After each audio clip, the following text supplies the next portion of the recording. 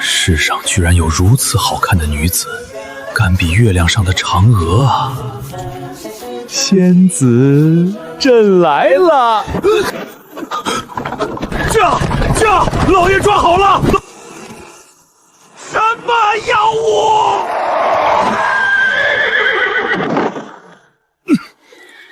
大胆！谁敢搅扰朕的美梦？老爷，您没事吧？什么美梦？没什么。什么东西惊了朕的马？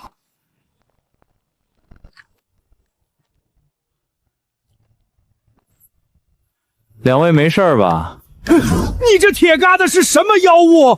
没有马也能跑，还敢冲撞我家老爷车驾？冲撞？你那马自己受惊摔的，赖我车头。汽车都没见过，外乡来的吧？汽车既无马拉，何以能行？烧油，发动机里头一炸，轮子就转了。你们那穷地方，怕是连车轱辘印儿都没见过。造一辆需多少银钱？最便宜的30两，城里运货的大车，一辆好几百两。宫里御用金顶马车耗银5000两，费时3年。这乡野小城30两，便能造出不用马拉的铁车。喂，我到城门口了。他刚才在跟人说话，可四周一个人都没有。慢着，你对着匣子说话，匣中是何人？手机，打电话，声音变电波，嗖一下传10里地。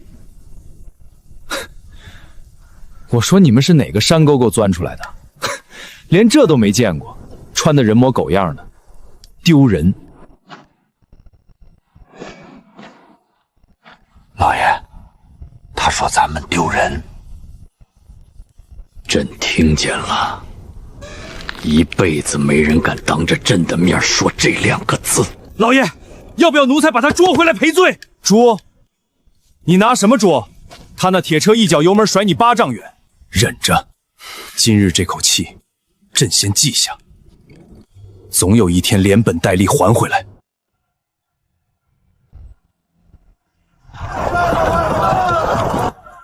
长顺，卷宗写清源县地处荒僻，时事久空，民不聊生，3年了，年年这么写。老爷的意思是？朕的意思是，朕这3年被人当猴子耍了。走，进去看看，这个快死绝的县到底养出了什么东西。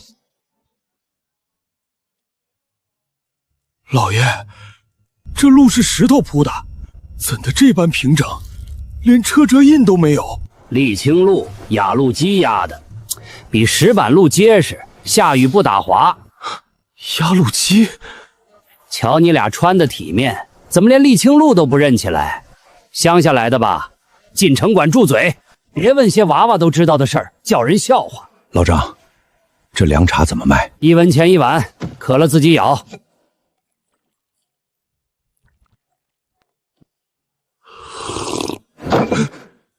1文1碗，京城茶楼1碗粗茶都要5文，这般解暑的凉茶竟只要1文。1文钱都嫌贵嫌便宜，你这话问得怪。哼，倒像没见过铜板的。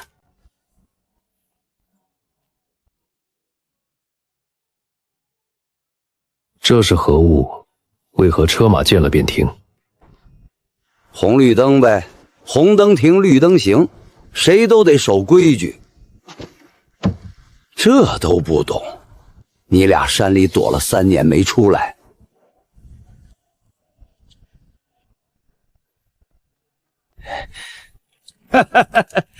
2位外乡来的吧？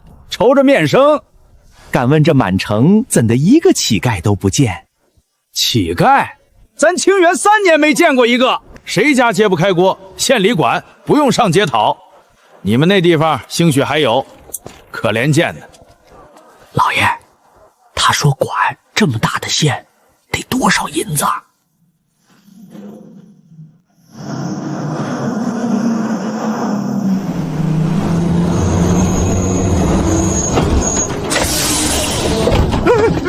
老爷，那是什么怪物？装这么多人还稳稳当当。公共汽车一趟拉40多人，1文钱坐到城那头，你俩是不是连坐车都没坐过？一趟拉40多人，1文钱。朕的驿站快马，累死累活1天也送不了这么多人。老爷，咱们带的银子在这儿还能用吗？这倒是要紧事。若是银子用不了，你我今夜便要露宿街头。长顺，你算算，这满城的车一日耗多少油银？老爷，奴才算不出。京城里最气派的王府，1年也养不了这么多车马。朕也算不出来。这地方不是穷，是朕这3年瞎了眼。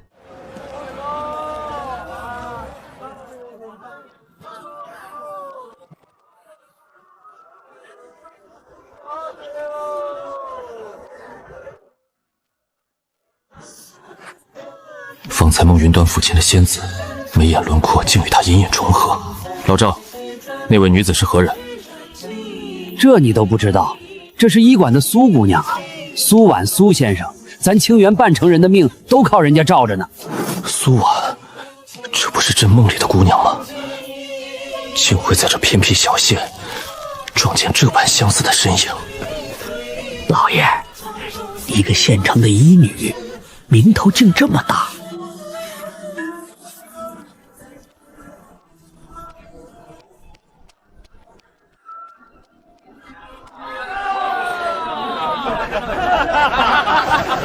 2文1斤，2文1斤还嫌贵。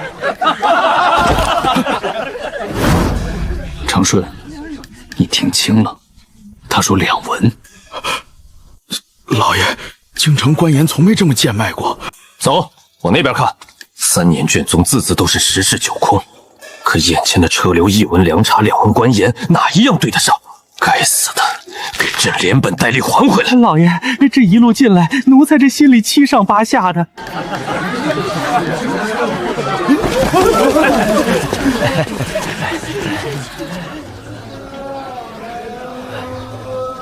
去年那个自称户部来的官老爷，瞧见这盐价，脸都绿了，非说咱这是私盐，要抓人下狱。后来被县衙的人请去问了几句话，再没出来过。也不知是回京了，还是留在哪儿吃闷茶了。管他呢，反正没了他，盐价1文没涨。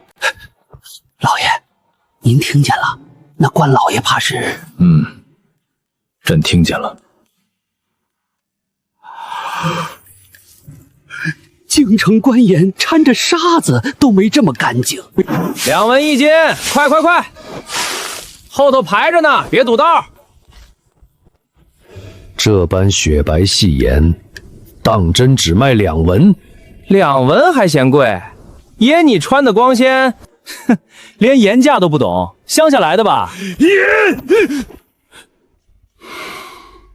我只是未曾见过这般贱卖的官盐。贱卖？这盐成本花不了几个钱，县衙定的价是让人人都吃得起，不是让官老爷捞银子。你打别处来，怕是没少挨黑心盐商的坑吧？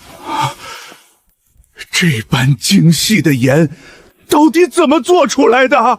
蒸馏提纯法呗，海水抽进大锅烧滚了蒸，水汽凝的水一点杂质没有，剩下的盐渣一晒一筛，能不白吗？这法子3年前传开的，比你们那老掉牙的土灶熬盐强100倍。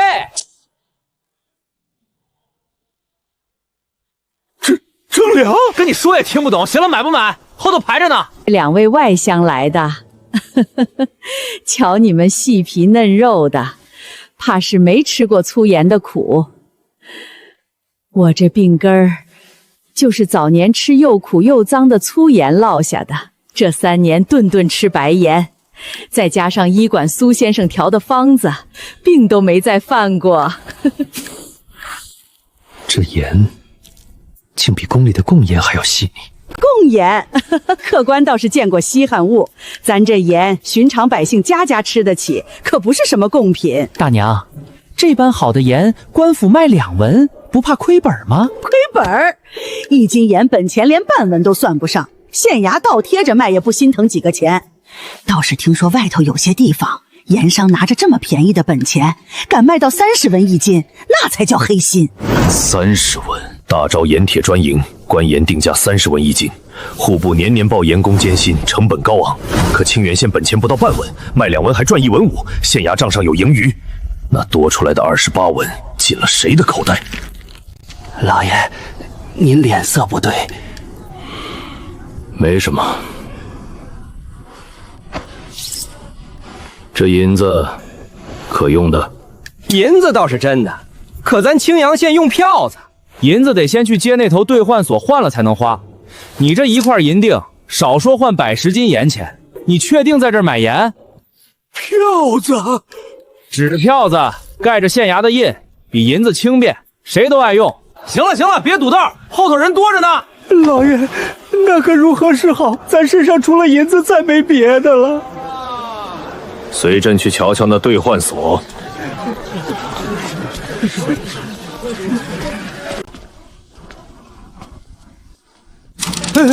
老爷，这匣子里是不是关着什么东西？关东西？这是点钞机，数钱的。银子往这儿一称，机子自己吐等值票子，比人手数快，还不会错。一台铁匣子，竟比账房先生算的还准。那可不，账房先生还得歇口气。这机子一天，爷你这银锭，少说换300张1文的票子，都换了够吃半年盐。300张，1块银锭换来半年盐钱。朕这大招的银子，到了清源县，竟贱得像废纸。老爷，2斤盐才4张票子，搁京城连1/10斤都买不到。2斤盐见不着底细，可这一路听下来的账，朕心里有数了。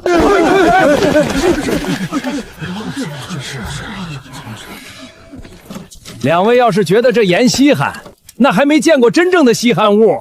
城外老张头的地，1亩打3000斤番薯，你们敢信？3000斤，绝无可能！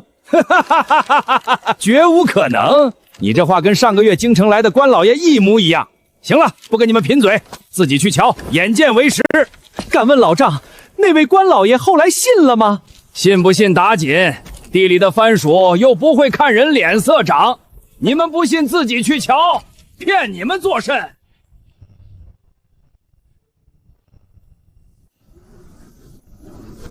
走，去看看这亩产3000斤的地到底是真是假。老爷，这一路下来，奴才又惊又怕，还有点说不出来的高兴。高兴？高兴这世上真有这么个地方，老百姓不用挨饿受冻。朕要弄清楚清源县是怎么长出来的，又是谁3年来把一切瞒得死死的。老爷，咱这一路可千万别让人瞧出身份。朕这一身狼狈样，便是有人猜，也没人敢信堂堂天子会摔得这般难看。老爷，若老汉说的当真，这清源县怕不是藏着比盐坊更大的稀罕事儿。老爷，这大棚子干什么用的？这时节地里该光光秃秃的，棚子里怎的绿油油一片？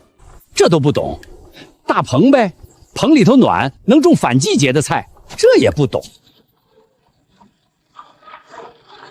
老爷，那又是个铁疙瘩，这回连地都自己耕了，不用牛马。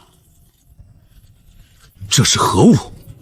拖拉机呗，一台顶10头牛，耕地又快又深。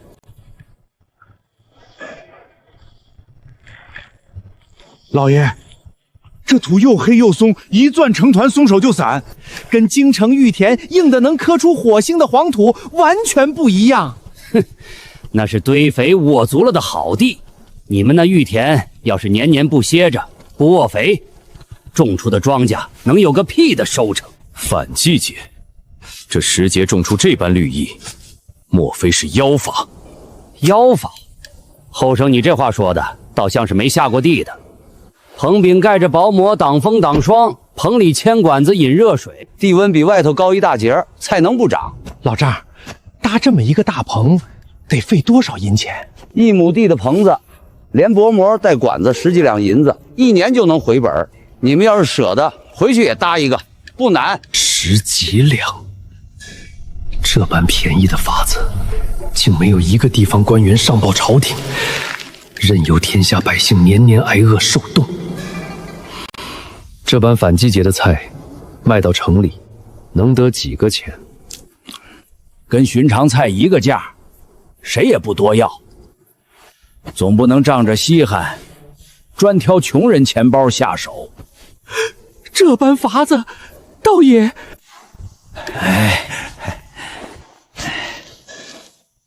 你们要真稀罕，来瞧瞧这个。老丈，这一颗能结这么多？这才旬年光景，1亩打3000斤。今年雨水好，还能多打1成。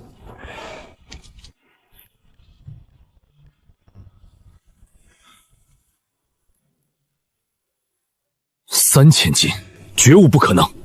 我读遍农书，最好的良田1亩也不过300斤。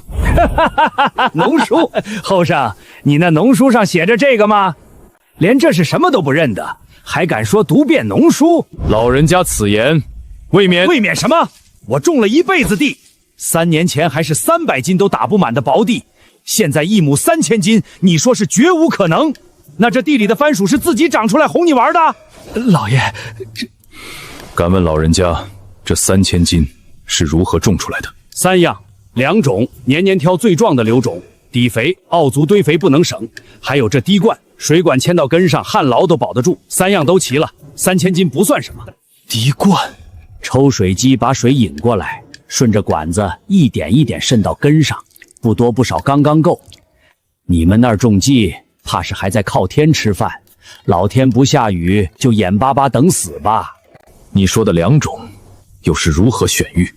年年收成时，把长得最壮、结得最多的几颗留下当种，来年再种，1年比1年壮实。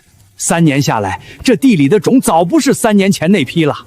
你们那儿怕是年年拿陈粮当种子，种子1年不如1年，收成自然1年比1年差。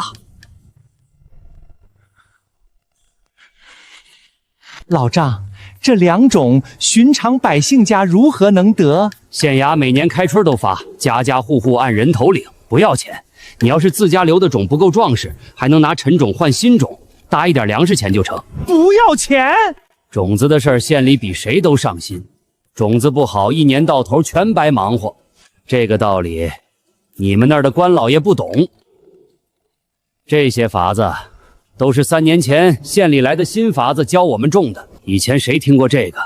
还不是照着老辈传的死法子，1年到头累死累活，打不了几个粮食。老丈，教你们法子的是何人？县里的人呗，3年前来的，不是他一个人种，是全县的地都这么种。你要问是谁，我也说不全。反正没了这些法子，咱这地还是300斤的穷地。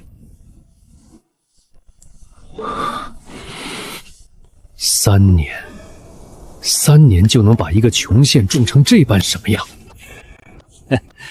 后生，你要是还不信，明日去蒙学瞧瞧，连我7岁孙儿都比你懂得多。他前几日还说，天底下有的地方人吃不上饭，还有官老爷不让人念书，我听着都替那些孩子难受。亏得咱清源不是那样的地方。老丈，老爷，若是这法子传到别的县、别的地方，该能省下多少人命啊！何止别的县，是天下。2位站这儿半天，是买菜还是纯看稀奇？看稀奇。难怪，瞧你俩打扮，不像是常下地的。放心，地里东西谁来看都不收钱，看饱了自己走。这般大的一片地，怎的不见几个人手？用得着那么多人？一台拖拉机顶10几个壮劳力，浇水施肥也不用人守着，省下来的人进城里工坊做工，一个人挣2份钱。一个人挣2份钱。去年来查账的户部官员，想必也占过这片地头。可户部卷宗至今仍写着“清源地密，民不聊生”，那人是死是活无人问。这份卷宗又是何人年年照抄？走，去蒙学看看，这地方的孩子到底懂得多少朕不懂的东西。老爷，方才老丈说他孙儿懂得比您多，这话未免什么？未免刺耳。朕这些日子听的刺耳话还嫌不够多吗？长顺，朕现在只想知道，这满县的孩子到底被教成了什么样子？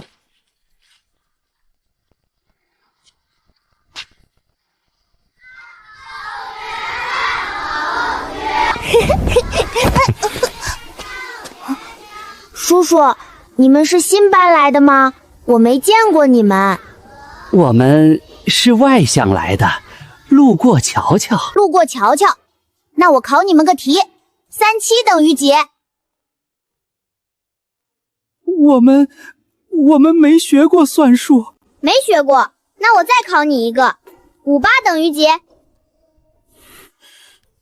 这40呀，叔叔，你这么大了还不会算账，长大了肯定要被坏人骗钱的。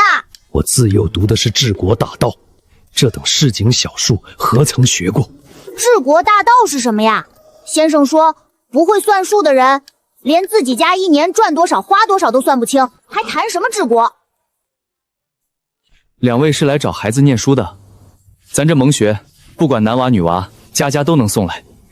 一个先生教30个娃，忙得脚不沾地。可再苦也不能让娃娃们没学上。先生辛苦，辛苦是辛苦，可比起以前那些睁眼瞎的日子，值。先生，这满县有多少这样的蒙学？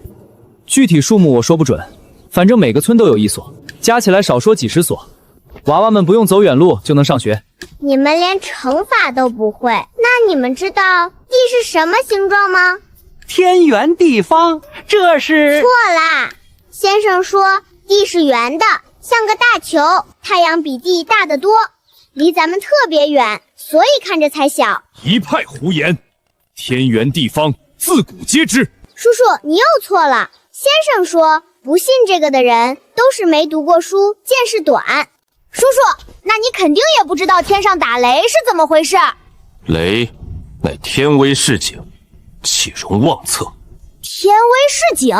先生说那是云里头攒了电，钻多了就噼啦一下劈下来，跟咱屋里的电灯是一个道理，才不是什么天威。云里钻电？对呀，所以打雷的时候不能站在大树底下，电会顺着树劈下来找你，你不知道吧？老爷，他说您见识短。朕听见了。叔叔，你们念书要花很多钱吗？你们念书不花钱吗？不花钱呀。先生说念书是天底下最要紧的事儿，谁家孩子都不能因为没钱就不认字。叔叔你瞧，这是咱的新课本，昨儿刚发的，印刷房叔叔说一天能印1000本呢，咱全县娃娃人手一本，一个字都不缺。这书上的字一笔一画分毫不差，这是何人抄写的？不是抄的，是印的呀，你连这个都不懂。这般大的县，免费教书，一年得费多少银钱？谁人担得起？我不知道，反正媳妇说了，不管花多少钱，都得让每个娃娃念上书。孩子们，吃饭啦！你们吃饭前都要洗手？当然啦，先生说手上有看不见的脏东西，不洗手吃饭会生病的。你们吃饭不洗手吗？这偶尔洗。偶尔洗，那多脏呀！叔叔，我们蒙学念书不要钱，还管一顿饭，今天还有肉呢，你们那边管饭吗？老爷，京城寒门子弟能识字的都少，何曾听过管饭一说？叔叔，你这么大了，种豆了吗？种豆？种了豆就不得添花啦。咱清源的娃娃生下来都要种，都是医馆的苏婉先生亲手给种的。苏先生可厉害了，他说天花再也害不死人了。你不种豆是不是怕疼呀？这种豆是怎么种的？先生说是从得过牛痘的牛身上取一点点疮浆，划破手臂皮，抹一点进去，过几天起个小疙瘩，好了就再也不怕天花了。这些都是苏婉先生教我们的。苏先生比先生还懂治病呢。以毒攻毒，这当真是的。咱清源的娃娃都中了，没一个出事的呀。你不信，自己去医馆问苏先生呗。长顺，去问问这种豆在何处施行。是，老爷。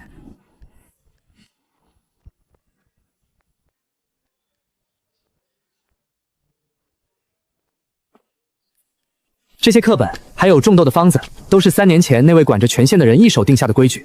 这3年，咱清源的娃娃一个没饿死，一个没被天花带走的。这其中啊，苏婉先生的医法功不可没。你是一路听到第3个人提起3年前那个人，却谁也说不清名字。如今又多了一个苏婉先生，连名字都清清楚楚，却更添神秘。老爷，这一路问下来，人人都说是3年前那个人，却说不出名字。这苏先生倒是有名有姓，倒像是这个人压根儿不想让人记住他的名字，却让全城人都记住了这位苏先生。那你们可知治国当以仁政为本？知道呀，先生说仁政就是让大伙儿都有饭吃，有书念，生病能瞧得起大夫，不是光嘴上说说。叔叔，你们那边做到了吗？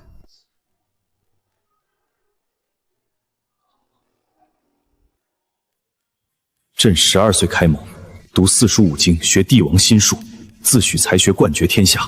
可今日，朕在一群7、8岁孩童面前，连乘法都答不上来，连地缘奉并都说错，连治国仁政的道理都要被孩子倒过来教。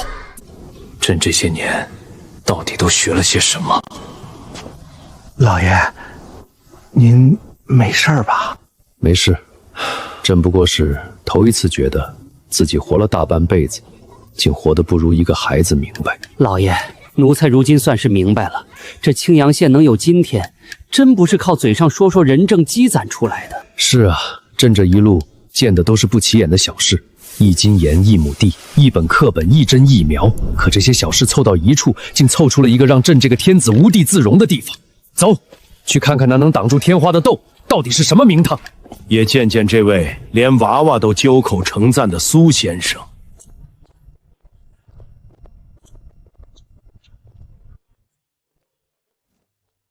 进医馆先洗手。我等只是看一眼，何必这么麻烦？不行，规矩定的，谁知道你们手上沾了多少脏东西，带进病菌传给病人，谁担得起？这是苏先生定的规矩，谁来都得守。病菌？看不见的脏东西就藏在手上，你以为干净，其实脏得很。10有8、9的病都是这双没洗的手吃进肚子里的。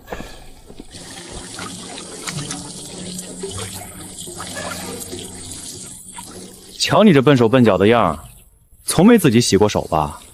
哼，也不知道是哪儿来的贵人。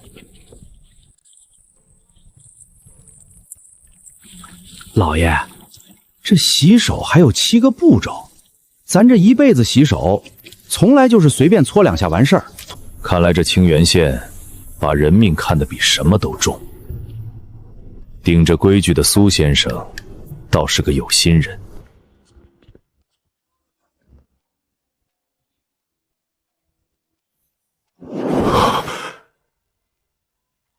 这不是朕梦里的仙女吗？老爷，啥仙女啊？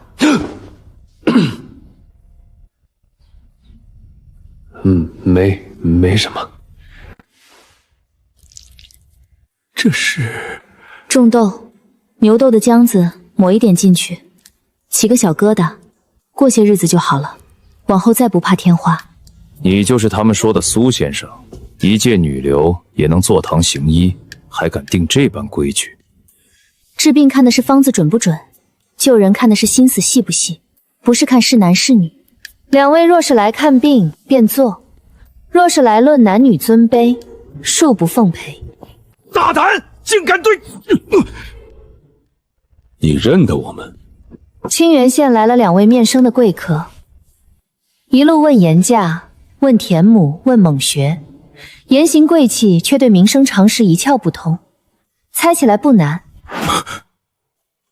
以毒攻毒种牛痘，当真万无一失。牛痘性子温，与天花同源却不致命。咱医馆种了3年，3700多个孩子，无一例重症，无一例死亡。比起来，京城太医院守着几个贵人，1年到头还治不好几场10亿，那才叫万无一失。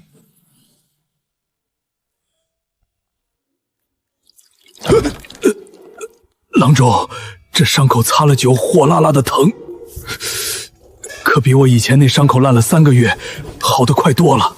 酒能杀菌，伤口不烂，自然好得快。你以前拿皂灰糊的吧？皂灰里病菌多，不烂才怪。皂灰止血，咱京升下下不都是这么治的吗？老爷，你想起什么了？朕想起去年那名戍边老将伤口溃烂而死，太医院束手无策，最后诊断写的是伤口不见，恐是天意。这管子是做什么用的？体温表，测热度的，红线到刻度，便是发烧到了危险程度，得赶紧用药。没到，吃2服药歇一歇就好。一根管子就能知道重病重轻，这有什么难的？不比伸手摸额头，凭经验瞎猜准得多。你们那边还是靠手摸猜病重病轻吗？郎中，这是煮饭吗？煮饭，这是煮器械消毒。动刀子前都得煮一炷香，煮过的刀子干净，伤口才不容易烂。这也是县衙定下的规矩。陆，莫非是那位神秘的县令？老丈，瞧病要花多少钱？瞧病不要钱，抓药才15文，搁外头怕是要1两银子。15文，这药材诊费如何够本？县里自己种药材，自己跑制，成本压得低。穷人来看病，药钱还能再免，说是药是救命的，不是发财的。老丈，您脸上戴的是什么？眼镜呗，老眼昏花，瞧不清东西，配一副又能看清账本上的字了。这般清亮的镜片得要多少银钱？50文一副，便宜得很。太后宫里那面西域进贡的琉璃老花镜，50文。城里工坊磨得又快又好，图纸还是苏先生跟县衙一块琢磨出来的。老爷，那眼镜奴才也想配一行吗？奴才这双眼夜里瞅东西早就有点花了。这个时候你倒还惦记着自己的眼睛，哼！奴才这不是看着青阳县什么都便宜，忍不住吗？老丈，这伤是打仗留下的。戍边时候让达子的剑伤了腿，没保住。回来时朝廷给的抚恤银还不够买假腿的木料钱。是来了清源县，苏先生给我治好了溃烂的伤口，县里还给做了能走路的假腿，分文不取。老丈，这朝廷对不住你。客官这话说的，你又不是当官的，跟我说这个做甚？这也不奇怪，药是救命的，不是拿来发财的。可有些人偏要拿着救命的东西换银子，官越做越大，心越来越黑。郎中，你们医馆1年统共要花多少银钱？药材、器械、郎中工钱，零零总总1年几百两，顶天了。几百两？老爷，京城太医院光是采买名贵药材，1年就要10几万两。够了！这是出了什么事？工坊那边出了点小事故，胳膊烫了一下。苏先生交代过，机器旁得穿长袖，是他图凉快不听劝。没事没事，怪不得别人，是我自己不守规矩。都伤成这样了，还惦记着不怪旁人。这般处事的人倒是难得。准备凉水、烫伤膏、干净纱布，先冲降温，再上药。是。长顺，你说这女子年纪轻轻，为何会流落这小小县城？奴才瞧着她气质不像是寻常乡野医女，倒像是见过大世面的。何止见过大世面？她方才那句官越做越大，心越来越黑，不像是凭空说的。老爷，这一路从盐坊到田横，从蒙学到医馆，奴才算是看明白了。这清源县不是哪一样东西厉害，是从头到尾没有一件事是糊弄百姓的。是啊，朕这大招处处都在糊弄朕，这清源县处处都没糊弄百姓，这中间的差距才是最要命的。两位若是逛完了，便请回吧。医馆病人多，不便久留。苏先生医术卓绝，屈居这小小县城，不觉得委屈吗？以你的本事，去京城太医院也绰绰有余。太医院那地方，救得了贵人，救不了百姓；护得了贪官，护不了忠良。不去也罢。太医院忠良贪官，莫非他的身世跟朝中脱不了干系？老爷，奴才是真没想到，一个地方能把百姓当人看到这个份上。这清源县的一切都像一张精密的网，而织网的人至今藏在幕后。长顺，这医馆还有这位苏先生，都只是冰山一角。走，去看看这工坊到底是个什么地方。真的要瞧瞧这织网的人到底还有多少本事。老爷，今日这一路，盐坊、田地、蒙徐、医坊，桩桩件件都够您琢磨1年了。这工坊要是再来点稀奇的，奴才这心脏怕是要受不住。这青阳县最核心的家底，还藏在那片轰鸣的工坊里。那位神秘的县令，还有这位身世成谜的苏先生，答案也快要浮出水面了。进去先塞耳朵，里头机器响，吵得很。这般大的动静是在打铁吗？打铁？你是没见过纺纱机吧？乡下来的。这一人竟能看这么多台？一人看8台还嫌累赘？是你们那边一人只能看1台纺床吧？难怪穿得这么穷酸，还打扮成体面人的样子。这机器靠的什么力气转动？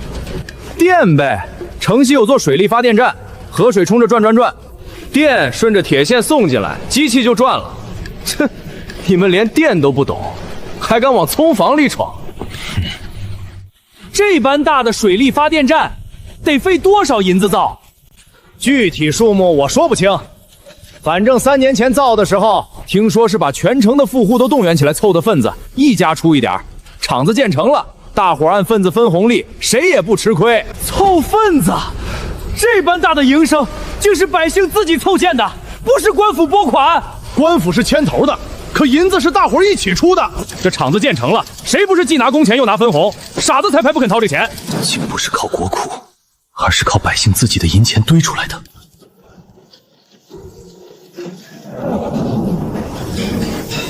那边是做什么的？造车的。你们方才进城碰见的那铁疙瘩，就是那边流水线上造出来的。流水线，一个人只装一个零件，装完往下一个人手里递，一条线几10个人，一天能出10几辆车。你要问一个人从头装到尾要多久，那才是笨法子，一天顶多装半辆。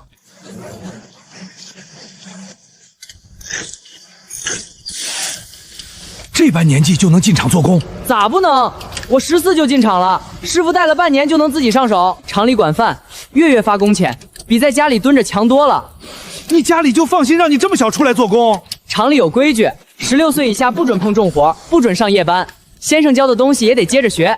厂里专门留了2个时辰给我们念书写字，又能挣钱又能念书，我娘高兴还来不及。一天10几辆，这般算下来，1年岂不是几千辆？差不多，这还只是咱清源一个厂，城外还有2个厂子专攻别的州县。城里跑运货的大车，1辆好几百辆，若真是1年做出上万辆车，这背后的银钱流转，该是何等规模？伙计，这般大的厂子，做工的人1个月能挣多少？寻常做工的1个月3两银子，手艺好的能到5两，逢年过节还有红包。厂里管2顿饭，不比在地里刨食差。3两银子，京城给人做长工，累死累活1年也未必凑得出这个数。你们那儿的长工1年才挣这么点儿，可怜。咱这厂里做满1年还有分红，厂子赚了钱，大伙儿都能分一份，不是光东家一个人吃肉。这般大的产业，官府就不管，不抽税？抽啊！县衙抽20%，专拿去修路、办学、修医馆。你这话问得怪，倒像是那些只知道加税不知道办事的贪官。这一路走下来，从盐坊到田地，从蒙学到医馆，再到这工坊，奴才算是彻底没了脾气。这清源县哪一样不是拿真金白银堆出来的？堆出来的东西朕见得多了，可这清源县堆出来的，桩桩件件都落进了百姓手里，没有一样是堆给朕看的。2位是外乡来的吧？要是觉得稀奇，过些日子再来瞧瞧。厂里还要添新机器，听说是县衙那边又运来了新图纸。这些图纸都是何人所绘？还能是谁？自然是县令大人。这满县的营生，哪一样不是他起的头？县令大人，终于不是3年前那个人了。这位县令，县下何处？可否引朕一见？见哪能是想见就见的？这个时辰，他多半在城南议事厅。衙门里的人都被召集过去了，说是有要紧的事儿，寻常人可进不去。那您可知道是何事？我一个纺纱的，哪知道衙门里的事儿？你们要真想打听，不如去街上问问。衙门有事儿，街坊们消息比咱还快。衙门重地，贸然闯入，反倒惹人生疑。长顺，你说朕这一身狼狈样，若是此刻就闯进议事厅，是福是祸？老爷，依奴才愚见，咱这一身行头进了衙门，怕是先被当成闹事的赶出来，哪还轮得到您跟人家说话？你倒是难得说了句明白话。这青阳县朕来的时日尚短，见的都是些零散的皮毛。若要见这位县令，总这满县弄清楚，朕心里才能有个准数，到时候说话才有底气。老爷这是要先摸清底细，再去会这位县令。正是，朕这一辈子还没吃过这般大的哑巴亏，总要弄明白这清源县除了朕瞧见这些好处，底下还压着什么。老爷的意思是，这一路朕见的是盐，是田，是学堂，是医馆，桩桩件件都是明面上的好处。可这青阳县，当真事事都这般妥当，半点见不得光的疮疤都没有。老爷，若是当真处处都好，那也未必是坏事吧？处处都好，才更要小心。天底下没有不透风的墙。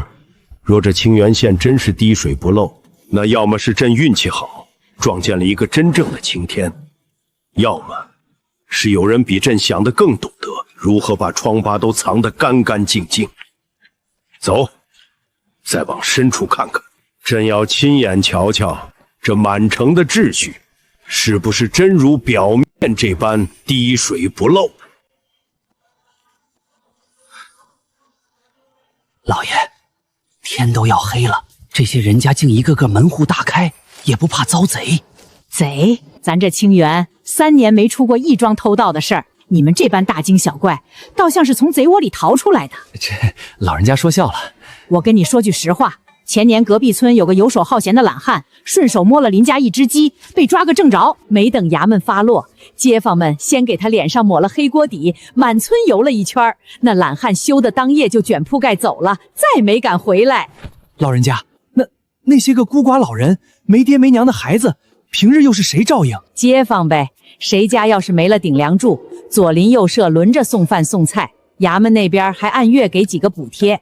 我一个老婆子，2个儿子早前都去边关当兵去了，是街坊们这3年轮着替我劈柴挑水。还有医馆的苏先生，隔3差5就上门来给我量身子送药，分文不取。这倒是难得。难得什么？谁家还没有个难处的时候？今日我帮你，明日你帮我，这道理还用人教？衙门就不曾问罪？问罪？偷一只鸡，只当劳烦衙门。咱百姓自己心里都有一把尺，谁家不是靠自己的双手挣饭吃？谁要伸的不干净的手，自己都嫌丢人。走水了，城东那边走水了！走水？这满城的木屋烧起来还得了？京城去年南方大火，3天3夜烧死300多人。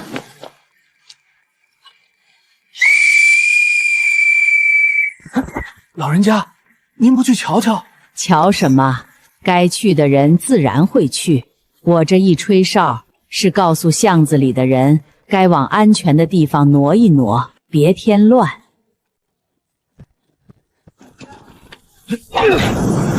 这水怎么冲得这么高这么急？水塔那边一直存着压力，栓子一开，水自己就冲出来了。你们两个杵在这儿干什么？不会帮忙就往边上站。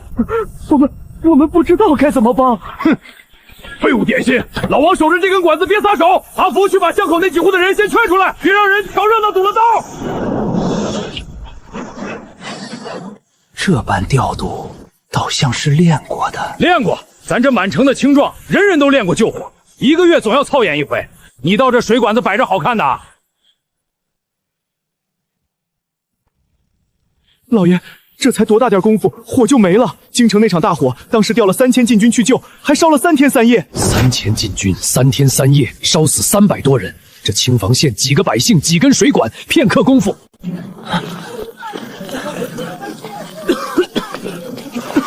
用温水冲了喝，清肺止咳。脸上烫红的抹这个药膏，1天2次，不会留疤。苏先生，这点小伤不碍事。小伤也会烂，回去别沾水，明天按时来医馆换药。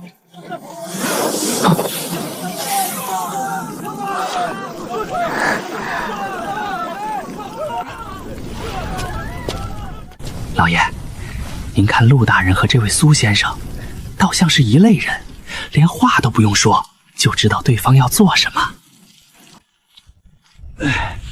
两位这是没见过救火吧？瞧你们这吃惊的样，不知道是从哪个连水管都没有的穷地方来的。咱这清源，家家门口都留着水栓，谁家走水，街坊邻居第一个就冲出来帮忙，压根儿等不到衙门派人。要是等衙门，黄花菜都凉了。还有医馆的苏先生，每次走水他必到，救火救到一半，药就已经备好了，从来没耽误过。老丈，方才那火头起得又急又猛，烧的是何处的房子？伤了人没有？是城东一户人家炒菜时油锅没看住，窜了火苗，引着了灶房的柴堆，人早跑出来了，不过是熏黑了半间屋子，伤不了性命。就这么点大的火，倒惊出这么大的动静。宁可10次白跑，不可1次不到。咱这满城的规矩，火警一响，该出动的一个不能少。谁也说不准哪次是小打小造，哪次是要命的大火。这规矩还是3年前县令大人和苏先生一起定下的，说是防火比救火要紧，救人比救房子要紧。老人家此言倒是说到了朕的心坎里。客观说话倒是文雅，不过这道理咱乡下人都懂，人心齐了，比什么都管用。老丈，依您这么说，这满城的规矩，这操练，总要有人牵头，有人定下章程，才能这么齐整。这又是10人在管，衙门牵头呗。3年前县令大人定的规矩，谁家都得学2手救火的本事，谁家都得知道水栓在哪儿。头1年操练的时候，还有人嫌麻烦，觉得多此一举。可这3年下来，大火没烧过1间屋子，谁还敢说这是多此一举？这般说来，这满城的规矩，竟事事都透着这位县令的影子。可不是嘛！这满城哪一处不是他一手一带起来的？还有苏先生，医馆、防疫、种豆，哪一样不是他盯着？你们要是有心，不妨自己去打听打听，这清源县还有哪桩事跟他俩不沾边？老丈，那这操县的规矩，可曾有人嫌烦不肯学？起初总有那么几个懒汉，觉得躲得躲，该混的混。可县衙也不强逼，只说了一句话：明日你家走水，街坊们救得了自己家，未必顾不上你家。这话一出，谁还敢不学？这般说来，倒不是逼出来的，是自己想明白的。正是这个道理，逼出来的规矩，人前手，人后犯。想明白的规矩，才是真正刻进骨子里的。这满城的秩序，不是靠严刑验法压出来的，是靠着一整套活法自己长出来的。长顺，朕这一路查的，不是这清源县有没有疮疤，朕该查的是这清源县凭什么能长成这个样子。老爷，奴才活了大半辈子，头一回觉得一个从没见过面的人，这位县令竟能让奴才这般惦记。惦记是不够的，长顺这位县令，还有这位苏先生，可他们布下的这一整座城，已经把朕的心思牢牢地定在了这里。老爷，这一路7章下来，盐田、学堂、医馆，这满城的秩序，奴才是彻底没了脾气。可越看越觉着，这背后那个人，还有这位苏先生，到底是何等心思，才能把这么多事儿渐渐都想到百姓的前头去？这正是朕最想弄明白的。长顺，一个人心思再周全，也周全不过一整套章程。这青阳县能有今日，靠的绝不只是一个人的聪明，是他把这份聪明变成了人人都能守、人人都愿守的规矩。先生，这般晚了还在忙账？月底对账，忙到半夜是常事。你们两个是来查账还是来借钱？我等只是路过，好奇问一句，这清源县一年统共能挣多少银子？哪年？去年还是前年？去年便是。去年刨去成本、工钱，给百姓的免费医馆、蒙学这些开销，净赚430万两。430万两，一个县一年净赚这般数目。一个县怎么了？你没见识吧？咱的盐、糖、玻璃这些货早卖出清源县了，周围10几个郊县都用咱的货，便宜又好。先生，那日间咱在盐坊瞧见的盐2文一斤，这般便宜的货运出去卖，能挣着钱？客官问到点上了，咱这盐出厂价2文，可到了外头州县，经了几道贩子的手，能翻到10几文、20。你要问京城，那更没谱，一斤盐能卖到30文。30文，这般算下来，中间的差价进了谁的口袋？本里头已经赚了1文5，余下的10几文乃至几十文，自然是那些个中间贩子还有沿路打点的人分了去。这账咱这清源县可管不着，那是外头的事儿。中间盘剥的层层黑手，竟比朕想象更深更荒。这般大的进项，朝廷可曾知晓？知晓。朝廷年年发的卷宗，写的是咱清源地劣民贫，年年还倒贴30万两赈灾银下来。咱这账，户部压根儿就没正眼瞧过。这30万两赈灾银，可曾到过清源百姓手里？1文没见过。这银子拨下来了，可既没到清源，又没回国库。你说这银子进了谁的口袋？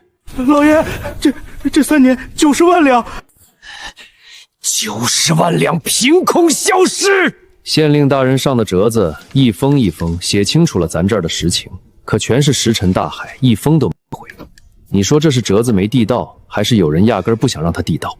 先生，日间在盐坊听人说，去年有个户部来的官老爷，查账查到一半，被请去问了几句话，后来就再没见他出来过。这人如今何在？那位大人，如今好端端的待在县衙后头的客舍里，吃得好，睡得好，只是暂且不方便见外人。他来的时候，原是奉了密令要来这清源县查实私盐，结果一查，查出的东西比他想象的要烫手的多。烫手？此话怎讲？他这一查出的不是私盐，是他自己那位主子这些年到底在朝廷的卷宗上做了多大的手脚。这般烫手的东西，他要是敢回京复命，怕是连命都保不住。留在这青阳县，好歹还能留一条活路。老爷，这般说来，那位大人竟还活着，只是被这清源县给保了下来。可不是保下来了。县令大人说，他既是被自己的主子逼到这般田地，那就该让他好好活着，活着看看这青阳县到底是个什么样子，活着才能有一天把真相说出去。竟是被保护了起来，这般心思比朕想的更深一层。这位县令倒是留了一手活气。客官若是有心，不妨去后院客转瞧瞧那位大人，他这1年闷得够了，怕是早想找个人说说话。这般大的窟窿，朝中怎会无人察觉？客官这话该去问朝廷，不该来问我这个算账。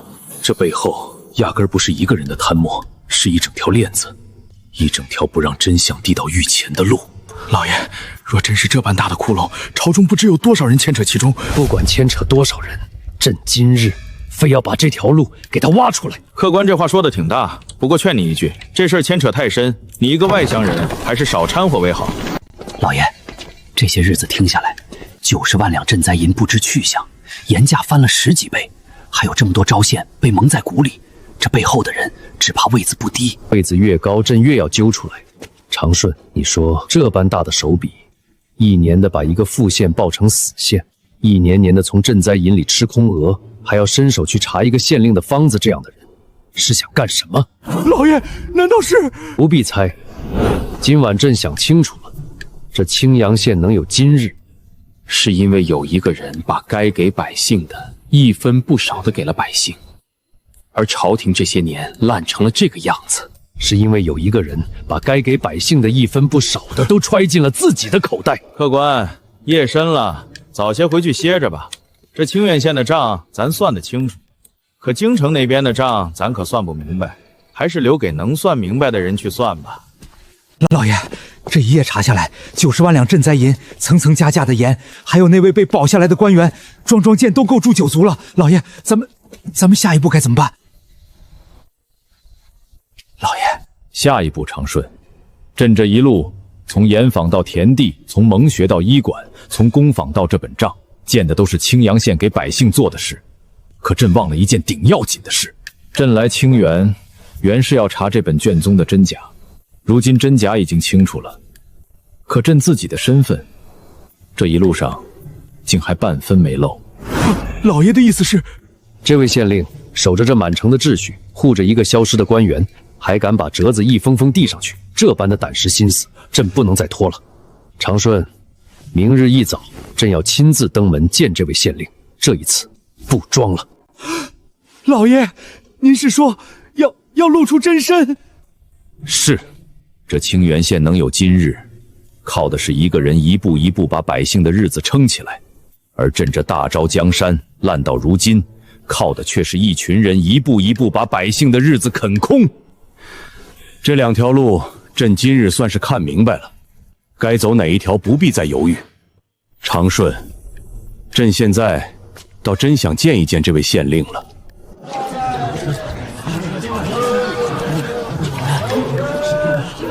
老爷，这般走，议事厅前怎的围了这么多人？县令大人在训人呢。听说昨夜有个管仓的小吏私自挪用了几十斤存粮，想拿去孝敬自己的老丈人，被人举报了，今早当众问罪。这般小的事儿，县令大人也要亲自过问？可不咋的，县令大人说过，粮仓的事儿看着小，可粮仓一旦漏了口子，今日漏几十斤，明日就有人敢漏几百斤。到时候满城的粮仓，谁还信得过？小事不管，早晚拖成大事。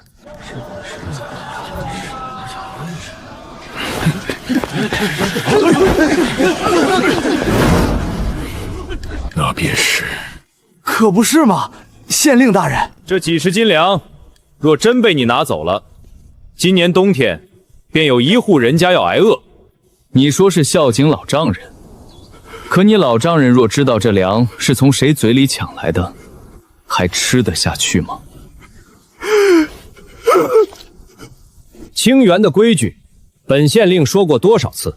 这满城的东西，一针一线都是百姓的血汗，谁伸手，谁就是在从百姓嘴里抢饭。念你是初犯，又主动招了，革职，罚没3年工钱，交仓房重新学规矩，再犯直接送官。早该这般治了。这几十斤粮看着不多，可要是人人都学他，这满仓的粮食不出3年就要漏得七零八落。县令大人这话说得对，饶他一次是仁义，若是饶了不改，那就是拿全城人的饭碗开玩笑。老爷，这般治下倒是不轻不重，却让人心服口服。不算魁梧，甚至称得上清瘦，站姿却挺得笔直，没有一丝这官架子的姿态。可那股沉静，竟比朕见过的任何一位王公大臣都更压人。老爷，奴才说不上来是哪里不对，可这人往那一站，奴才这心里竟有点发虚。不是他哪里不对，是朕这一路见的人，都在替他说话，替他做事，替他撑着这满城的规矩。这般的分量，不必他自己开口，旁人早替他说尽了。这般寻常的身形，竟能镇住这满场的人。先查清缺口，再补磨账目，最后才是惩处，一步都不乱。老爷，这般处置事情，竟是先想着补漏洞，而不是先想着立威风。这才是真正会当差的人。朕朝堂上那些个官员，遇事先想的是如何摆自己的官威，如何在御前显自己的能耐，倒难得见几个像这般先把事情本身想透了的。老爷，他瞧过来了，看不出喜怒，却让朕生出一种被彻底看穿的感觉，仿佛这几日朕和长顺扮作寻常百姓的一举一动，早就被人看在眼里。老爷，方才那一眼，倒像是什么都瞧透了似的。或许什么都没瞧透，或许什么都瞧透了。长顺，这般的人真宁可当他什么都瞧透了，也不敢当他什么都不知道。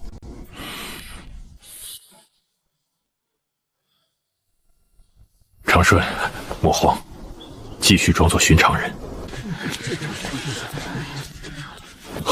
老爷，那衙役是朝咱们这边来的。这位客官，县令大人有请。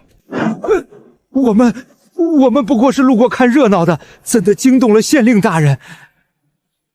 客官不必惶恐，大人只是看两位面生，想问几句话，并无恶意。莫非是方才那一眼已经瞧出了几分端倪，还是这些日子问的那些不该问的话早传到了他耳中？既是大人相请，自当从命。两位请随我来。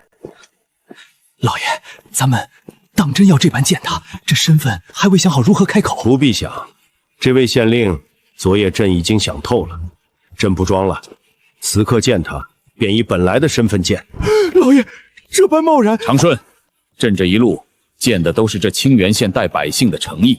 若朕此刻还端着天子的架子，拿虚假的身份去试探一个敢把真话写进折子里人，那才是真正的可笑。老爷，这位大人的官邸竟比京城7品小吏的宅子还显朴。这般一个能造出汽车、工坊、发电站的人，自己住的地方却是这般模样。大人在里面，两位请进。老爷，若他当真什么都查清楚了，咱们这一进去是福是祸？是福是祸，躲是躲不掉的。这一路朕看的、听的，已经足够让朕明白一件事：这清源县该见的人总要见。进来吧，不必拘礼。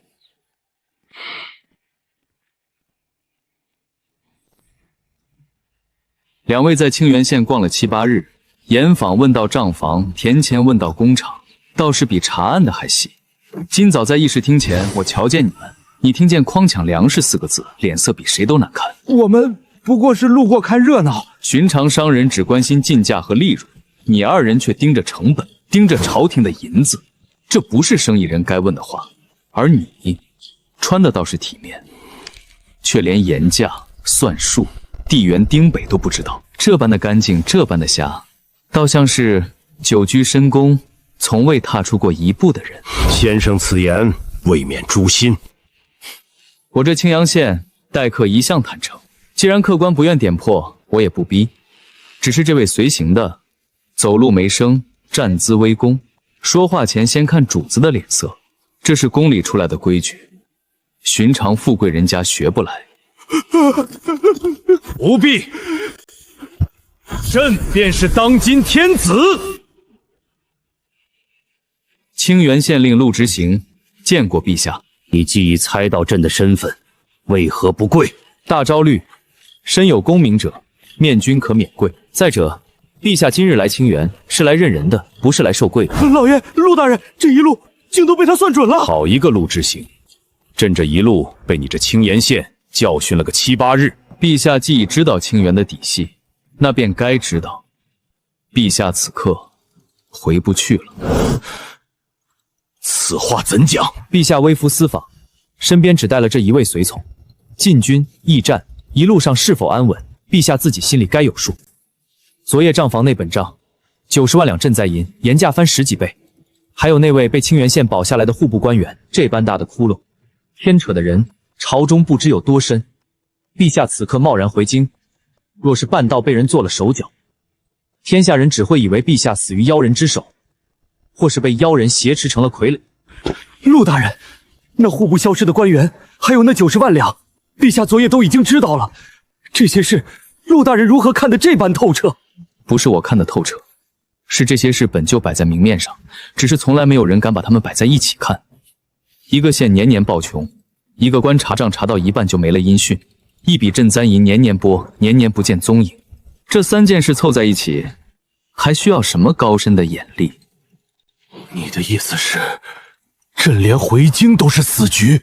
回京是死局，可陛下不必回去。你既算得这般准，想必也算到了，朕若不回京，这天下人该如何看朕这个皇帝？连自己的江山都不敢回去，岂不成了天大的笑话？陛下在意的是脸面，可微臣在意的是命。脸面丢了还能找回来，命丢了连找回脸面的机会都没有。陛下若真要顾全脸面，不妨想想，活着回去把这条链子挖断，才是真正的脸面；死在半道上，成全了旁人的利益算计，那才是天大的笑话。不回京，那陛下当如何？让京城来清源。让京城来清源。陆大人，这话怎么说？难不成要陛下在这青参县坐等京城那边打过来？打过来也好，查过来也好，总要有个说法。陛下若是躲着不出面，朝中那些人只会编出更多的谎话，把陛下说死、说疯，说成被妖人挟持的傀儡。可若是陛下的消息连着这清源县的底细一棒从这里传出去，主动权就换到了陛下手里，不是被人牵着走。陛下这一路查的是清源的底细，可陛下该查的从来不只是清源。这满朝上下把一个副县报成死县，把90万两赈灾银吃得干干净净。这条链子牵着的不只是几个贪官，是一整套瞒着陛下、蒙着天下的规矩。这规矩躲不掉，总要有人把它挖出来，当着天下人的面砸碎。这个人竟比朕自己更早想清楚了这一切。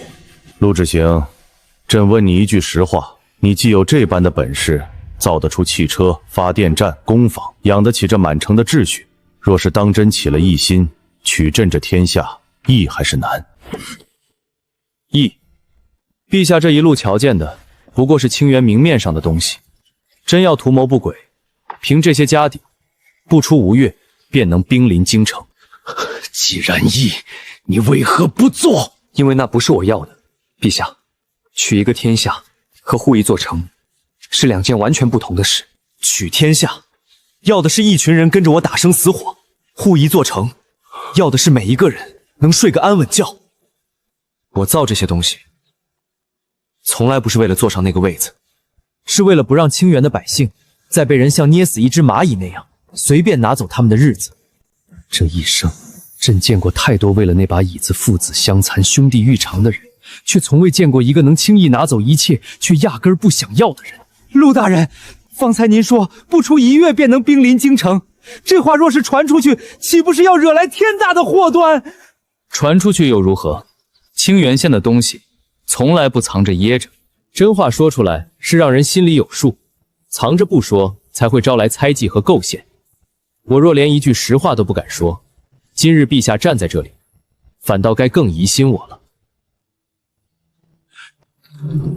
朕自负掌控天下，竟被一摞摞假卷宗蒙在鼓里，90万两赈灾银织成了一张好大的网。你既把局势看得这般透，想必也早有破局之策。说吧，你要朕怎么做？微臣要陛下做3件事：第一，以陛下之名传挈天下各州府，明言圣驾在清源，召各省布政使、按察使分批前来觐见，将清源盐法、农法、账册公之于众，真相一散，京城那张网便再也捂不住。第二，客舍里那位户部官员是活证，3年来赈灾银的流向，崔崇与3皇子如何勾连盐商，如何压下折子，他一清二楚。陛下要带他回京，也要保他活着。第3件呢？第3，新政要推，根子要挖。陛下回京之后，不单要办几个贪官，更要把清源的法子、盐铁官营不与民争利，农种改良免费发下，蒙学医馆普惠百姓，一条一条落到天下州县去。微臣守得了清源一县，守不了天下。真正能让百姓过上好日子的，从来不是一个青天县令，是一套不糊弄人的规矩。好，这3件事朕都应你。朕倒要看看这大昭的天下到底是贪官的私产，还是百姓的江山。原想暗死陛下的行踪，再慢慢炮制陛下遇袭驾崩的谎话，没料到陛下非但活着，还攥着铁证，那就在千里之外的小县城里直接掀了他们的桌子。那就依太傅的意思，调3万禁军，以清君侧救圣驾为名，连夜奔袭清源，赶在各州府官员到达前，把父皇和陆之行一并灭口。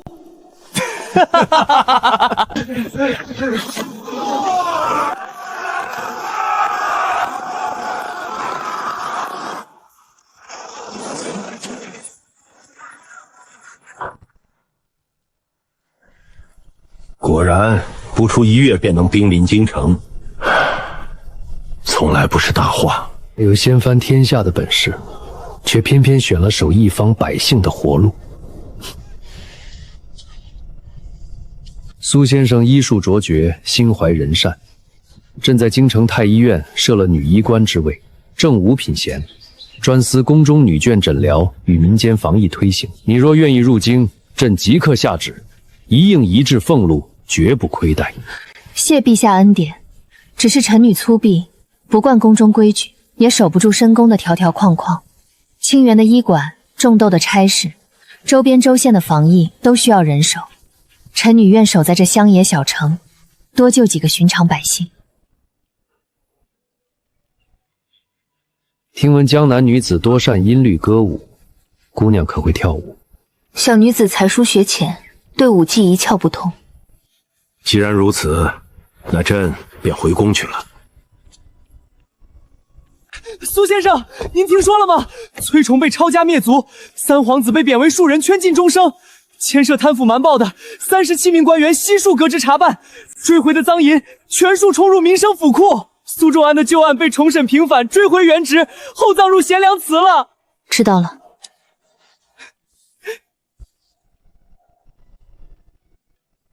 陛下前日又来信了，问你要不要去太医院主事，还说前段时间问你会不会跳舞，你说不会，陛下还可惜了许久。陆大人也想问吗？为何苏姑娘才艺双全，却对陛下说不会武艺？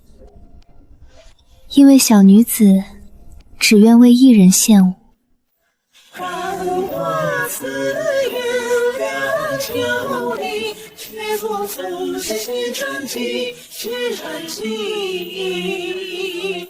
七七不思想天上，当作长了七言七言几，坐长旗下谁飞？